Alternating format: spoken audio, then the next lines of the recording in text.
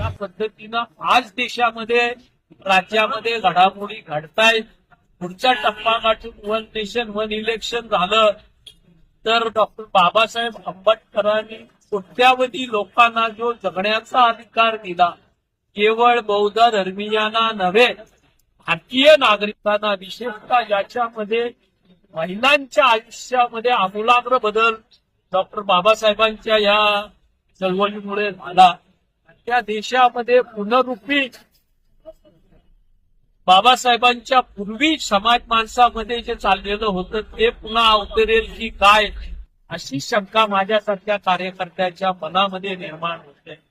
आज आपण बघतोय की एकंदरच महाराष्ट्राच्या राज्यातल्या विधानसभेच्या निकालावर साऱ्या देशभर संशयाची आणि ते जिवंत असताना आणखी वन नेशन वन इलेक्शन झालं तर मला वाटतं लोकशाही या देशामध्ये शिल्लक राहणार नाही.